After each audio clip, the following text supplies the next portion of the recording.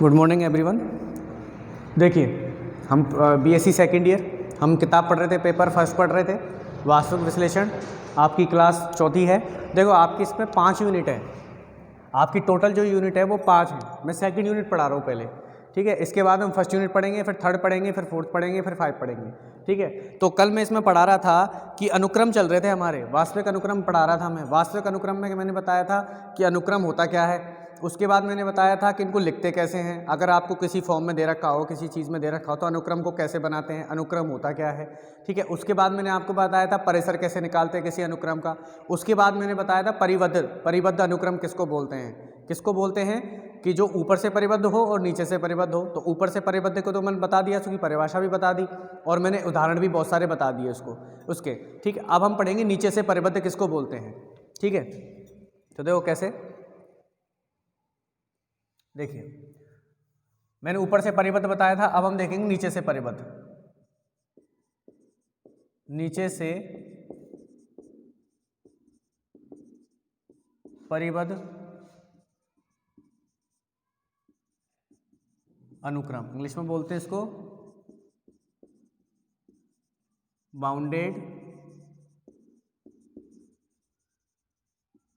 Below sequence, ठीक है। तो देखो जैसे मैंने कल ऊपर से परिबद्ध में बताया था कि हमें एक कोई के ऐसी वास्तविक संख्या के, ये तो बताया था कि ऐसी कोई वास्तविक संख्या हमें मिलेगी ऐसी कोई वास्तविक संख्या के मिलेगी जिसके अनुक्रम के सारे अवयव या तो उससे छोटे हों या उससे बराबर हों। तो वो जो के होगा वो क्या कहलाएगा, उसका ऊपर से परिबद्ध कहलाएगा। ऐसी नीचे से परिबद्ध में क्या होता है कि हमें कोई एक वास्तविक संख्या, कुछ भी नाम दे दो उसको, जैसे मान लो तुमने दे दिया m दे दिया। अगर कोई वास्तविक संख्या m ऐसी मिल रही है जिससे अनुक्रम के सारे अवयव यानी सारे पद, अनुक्रम के सारे पद या तो बड़े हों या बराबर हों। ऊपरी परिबद्ध में छोटे होने चाहिए थे, लेकिन नीचे वाले में क्या होता है, नीचे वाले में उल्टा होता है, यानी इसके क्या बनने चाहिए, बड़े होने चाहिए। तो उसको क्या बोलते हैं, हम नीचे से परिबद्ध बोलते हैं। उदाहरण की बात करते हैं, फिर मैं पहले हम परिभाषा की बात करते हैं, फिर उदाहरण से और समझाऊंगा अच्छे से। देखो यदि ऐसे लिखो परिभाषा,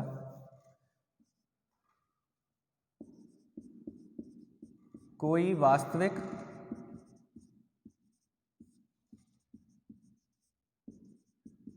अनुक्रम Sn नीचे से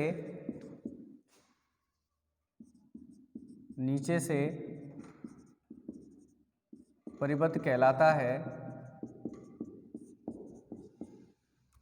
है यदि कोई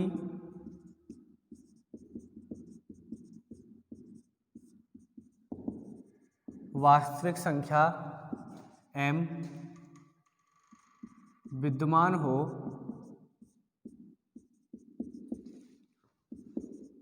जिसके लिए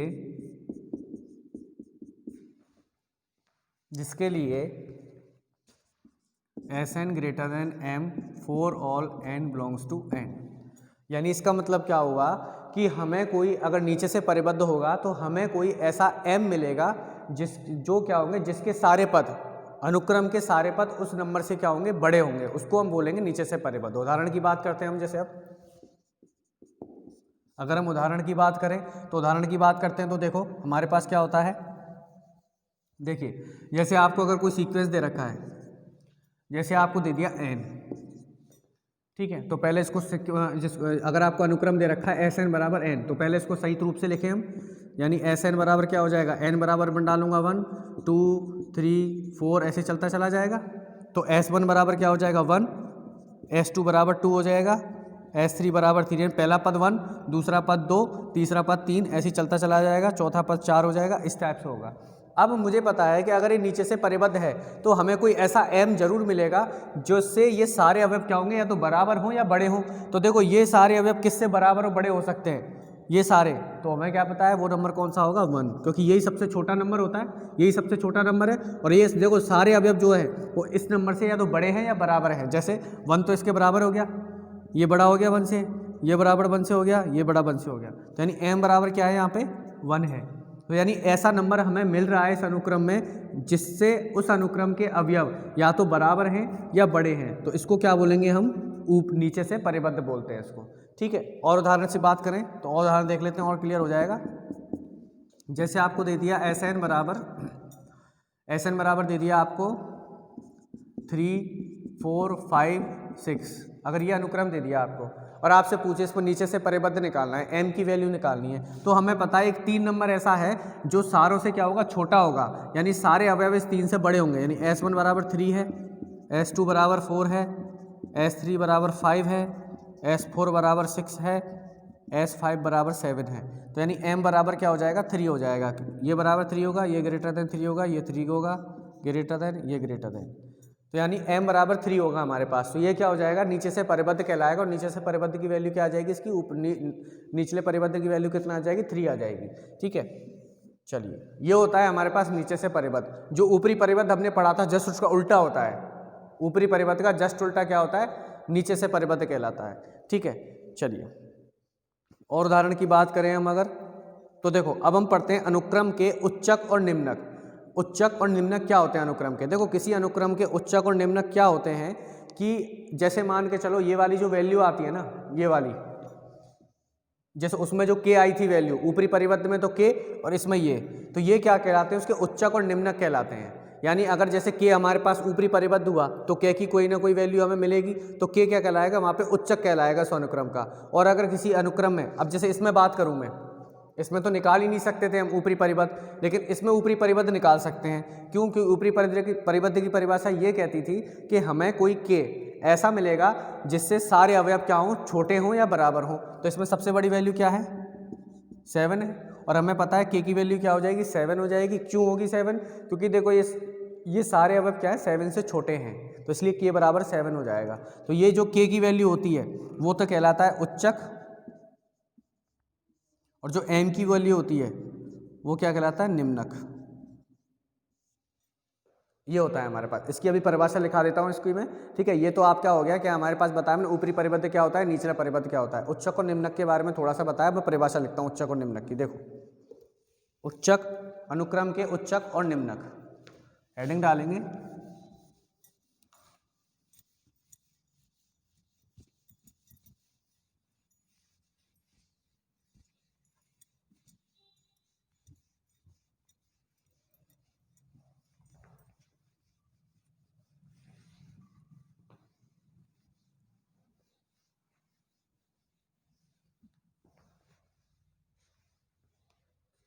हेडिंग डालेंगे हम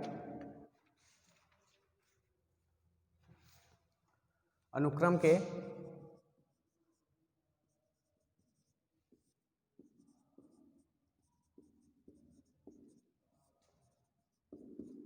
उच्चक और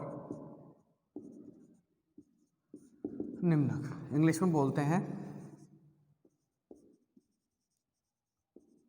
supremum and infimum of sequence.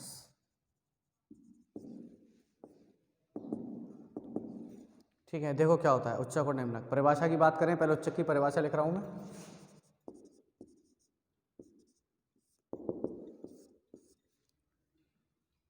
यदि दिया हुआ अनुक्रम SN है, तब कोई वास्तविक संख्या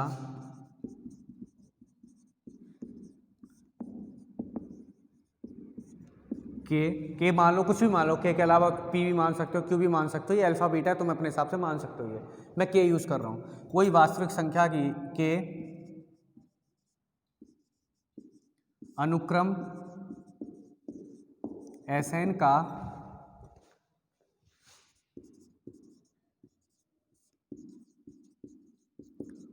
उच्चक कहलाता है यदि SN less than equals to k for all n belongs to n। यानी अनुक्रम के सारे पद उस k से या तो छोटे हों या बराबर हों, तो वो क्या k क्या कहलाएगा, उसका उच्चक कहलाएगा। ठीक है, अब निम्नक की बात करूं, एग्जाम्पल ही बताऊंगा इन दोनों के, रुकना अभी पहले परिभाषा लिख लेते हैं। निम्नक इसको बोलते हैं इन्फीमम। और इसको बोलते हैं सुप्रीमम।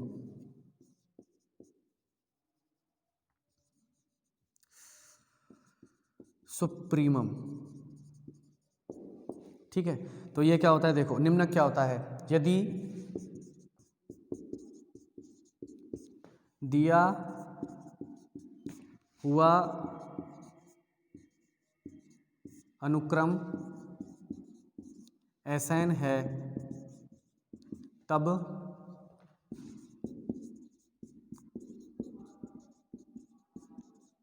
कोई वास्तविक संख्या m अनुक्रम Sn का निम्नक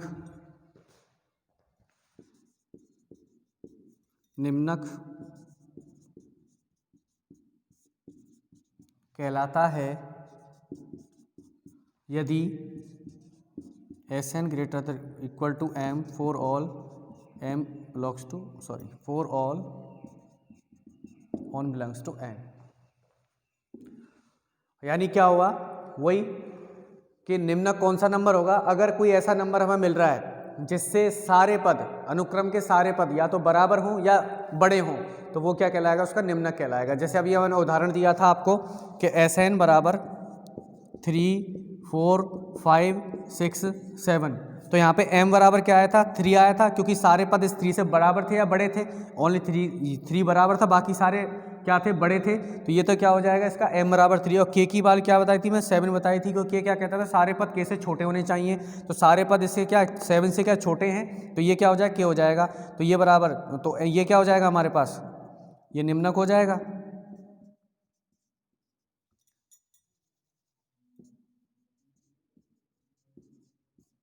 और ये हो जाएगा हमारे पास उच्चक, ठीक है।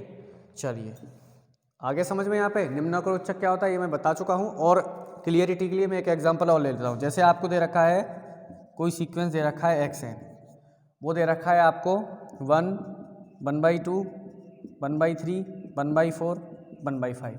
अब मुझे निकालना है इसमें m और k की वैल्यू निकालनी है। तो हमें पता है m क्या कहता है, m कब निकलेगा, यानी m क्या होता है, निम्नक होता है। निम्नक ये कहता है कि उससे जो, अगर उस m की वैल्यू तुम निकाल रहे हो, उस m से अनुक्रम के पद या तो बड़े होने चाहिए सारे या बराबर होने चाहिए। तो m की वैल्यू क्या निकल सकते हैं, सबसे पहले देखो डायरेक्ट अगर देसी भाषा में बात करें तो m होता है ऐसा नंबर जो सीक्वेंस में सबसे छोटा हो, अनुक्रम में सबसे छोटा नंबर जो आ रहा होगा वो m लिख दो, और सबसे बड़ा नंबर जो आ रहा होगा वो आ जाएगा k, ठीक है। ऐसे डायरेक्ट देख सकते हो आप। तो सबसे छोटा नंबर क्या आ रहा है इसमें, 1/5, क्योंकि देखो ये आ रहा है 1, इसको सॉल्व करूँगा 0.5, ये आएगा 0.3, ये आएगा 0.25 और ये आएगा 0.2। तो सबसे छोटा नंबर कौन सा हुआ, ये हुआ। तो m बराबर क्या हो जाएगा हमारे पास 1/5, और k क्या होता है सबसे बड़ा नंबर, सबसे बड़ा नंबर कौन सा है 1, ये सब छोटे हैं इससे, तो 1 आ जाएगा हमारे पास। तो यानी यहाँ पे निम्नक और उच्चक क्या हो गया हमारे पास, ये हो गया,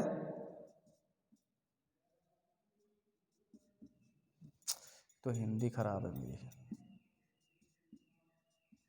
निम्नक, और ये हो जाएगा उच्चक, ठीक है। ये क्या हो जाएगा हमारे पास, उच्चक हो जाएगा। एक एग्जांपल आपके लिए प्रैक्टिस के लिए छोड़ रहा हूँ मैं, वो आप करके देखना। जैसे Sn दे रखा है आपको 0, 1, -2, -1, 0, 1, 2। तो यहाँ पे m एंड k निकालना है, उच्चक और निम्नक निकालना है। प्रैक्टिस के लिए कर लेना क्वेश्चन, ठीक है, ये एक्सरसाइज में लिख लेना, एक्सरसाइज के लिए कर लेना है क्वेश्चन, ठीक है। ये हो गया हमारे पास उच्चक और निम्नक निकालना किसी अनुक्रम का। अब हम देखेंगे अनुक्रम की सीमा कैसे निकलती है, यानी किसी अनुक्रम की अगर सीमा निकालनी है हमें, यानी देखो जैसे अब ये तो हमें पता है 7 पे आके रुक गया, कई अनुक्रम ऐसे रहते हैं, आपने देखा होगा, जैसे मैंने आपको लिखाया था Sn बराबर 1, 2, 3, ये कहाँ पे जाके रुकेंगे, ये अनुक्रम कहाँ पे जाके रुकेगा, उसको बोलते हैं सीमा निकालना किसी की, ठीक है। तो वो कैसे निकालेंगे, देखो ये मिटा रहा हूँ मैं यहाँ से, देखो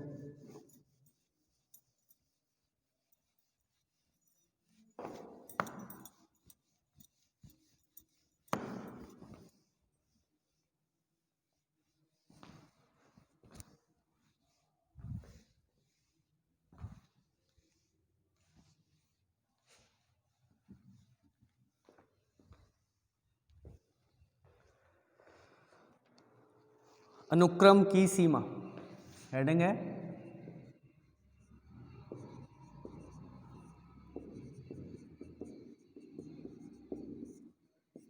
इंग्लिश में बोलते हैं लिमिट ऑफ ए सीक्वेंस। क्या होती है? देखो, लिमिट का मतलब होता है, सीमा का मतलब होता है, किसी अनुक्रम की सीमा का मतलब होता है कि हमें वो बिंदु निकालना है जहाँ पे अनुक्रम जाके रुक रहा होगा, यानी उससे आगे नहीं जा रहा होगा। उससे लास्ट वैल्यू, अप्रॉक्सीमेट वैल्यू हमें निकालनी होती है कि लास्ट में कहाँ तक जाके, थोड़ा आइडिया लग जाता है, हमें आइडिया निकालते हैं हम कि लास्ट में जाके कहाँ पे ये अनुक्रम रुक रहा होगा। तो वहाँ से हम क्या निकालते हैं, उसको क्या बोलते हैं, हम सीमा बोलते हैं, अनुक्रम की सीमा निकालना। ठीक है, तो हम परिभाषा की बात करें तो परिभाषा लिखते हैं। देखो, परिभाषा क्या होगी? माना कोई xn एक वास्तविक अनुक्रम है, तब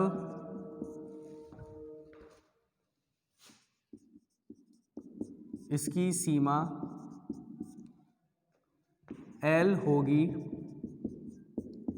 यदि इसकी सीमा L होगी, सॉरी ऐसे कर सकते,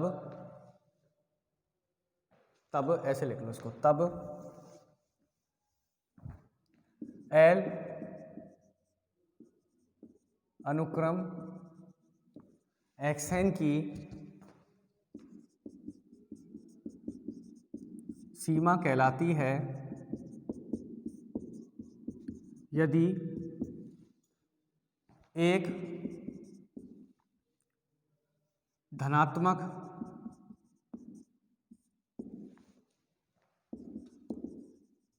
संख्या एप्सिलॉन ग्रेटर देन 0 इस प्रकार विद्यमान हो, सॉरी ऐसे लिखो, एक धनात्मक संख्या ऐसे लिखना, एक धनात्मक संख्या n not belongs to n इस प्रकार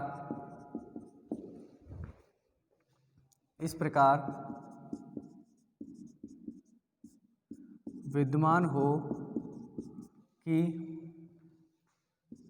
एप्सिलॉन ग्रेटर देन 0 के लिए mod xn minus L less than epsilon for all n not belongs to n, ऐसे कर लो, n greater than equals to n not.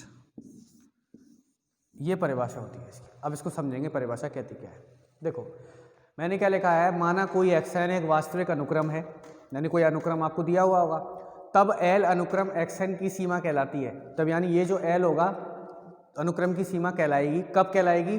कि यदि हमें कोई ऐसा n नॉट की जगह तुम यहाँ पे ये भी लिख सकते हो, m लिख सकते हो, m ले लो, m कोई नंबर मिलेगा प्राकृत संख्या में से, तो यहाँ पे भी क्या करना पड़ेगा आपको, n greater than equals to m।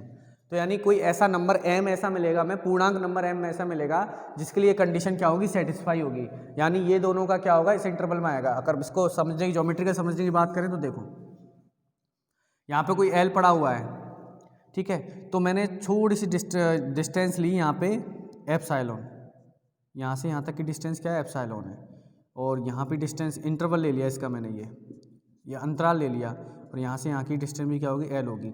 तो यानी अगर L इसकी सीमा होगी, किसी अनुक्रम की सीमा होगी, तो अनुक्रम के जो पद होंगे लास्ट में, जो जा रहे होंगे लास्ट में, वो इसके आसपास इर्द गिर्द क्या करेंगे, घूमते रहेंगे, इसके आसपास क्या करते हैं, घूमते रहेंगे। इसको क्या बोलते हैं, अनुक्रम की सीमा बोलते हैं। ठीक है, इसको उदाहरण से समझते हैं हम, इस परिभाषा को उदाहरण से समझेंगे। उदाहरण क्या कहता है, देखो, डेफिनेशन से थोड़ा समझना मुश्किल हो जाता है कई बार, तो हम इसको क्या उदाहरण से समझेंगे। ठीक है, तो पहले उदाहरण से पहले अब इसको बताते हैं। इसमें भी क्या होती है कि हमारी दो तरीके से होती है अनुक्रम। अब सीमा मैंने बता दिया, सीमा का मतलब क्या बताया था कि ऐसा कोई पॉजिटिव नंबर, ऐसा कोई धनात्मक संख्या m हमें ऐसी मिलेगी कि जैसे ही n उससे बड़ा होगा, जैसे और तरीके से देखें, यहाँ पे n है, यहाँ पे m है और यहाँ पे l है, तो यानी जैसी n की वैल्यू इससे बढ़ी जाएगी, n की वैल्यू, ये वाली n की वैल्यू इससे बड़ी होगी, तो यानी जो सीक्वेंस के पद है, अनुक्रम के पद है, उसके आसपास क्या कर लेंगे, एक्सीलरेट होना चालू कर देंगे, इसके आसपास आ जाएंगे सारे और यहीं घूमते रहेंगे घूमते रहेंगे घूमते रहेंगे, यानी उसको क्या बोलेंगे, सीमा बोलेंगे उसको। ठीक है, तो ये होती है अनुक्रम की सीमा। चलिए अब आगे क्या होता है, देखो इसमें बात क्या होता है, अब हम पढ़ेंगे कि अभिसारी अनुक्रम क्या होता है और अपसारी अनुक्रम क्या होता है। अनुक्रम में भी दो तरीके के होते हैं, अभिसारी अनुक्रम और अपसारी अनुक्रम। ठीक है, चलिए पहले बात करते हैं हम अभिसारी अनुक्रम की। देखिए क्या होता है अभिसारी अनुक्रम।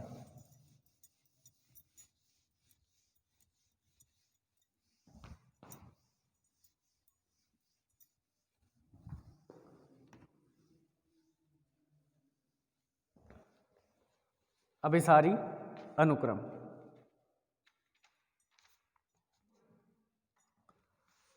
अनुक्रम के प्रकार हैं ये।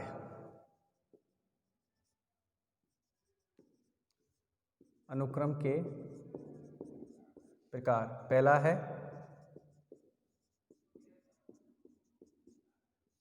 अभिसारी अनुक्रम, इसको बोलते हैं इंग्लिश में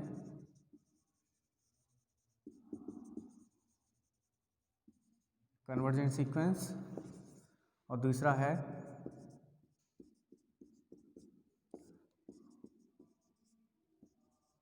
अपसारी अनुक्रम, इसको बोलते हैं हम डाइवर्जेंट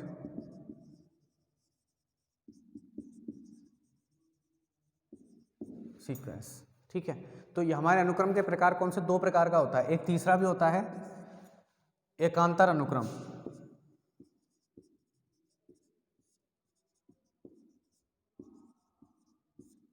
इसको इंग्लिश में बोलते हैं ऑक्सीलेटिंग सीक्वेंस। ठीक है, तो हम तीनों के बारे में पढ़ेंगे अनुक्रम के, आपकी सिलेबस में तीनों ही हैं, अभिसारी, अपसारी और एकांतर। तो पहले हम किसको पढ़ेंगे, इस वाले को पढ़ेंगे, अभिसारी अनुक्रम होता क्या है। ठीक है, तो इन दो को मिटा रहा हूं, पहले अभिसारी अनुक्रम बता रहा हूं।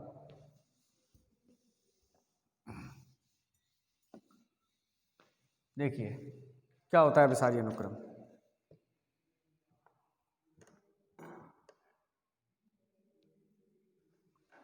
देखिए क्या होता है अभिसारी अनुक्रम, यदि कोई अनुक्रम एक्स एन, अनुक्रम एक्स एन या एस एन कुछ भी ले सकते हो, कोई अनुक्रम एस एन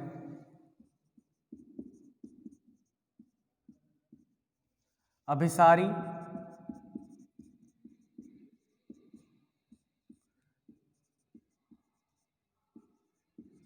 अनुक्रम कहलाता है यदि एक्स एन की सीमा एल विद्यमान हो और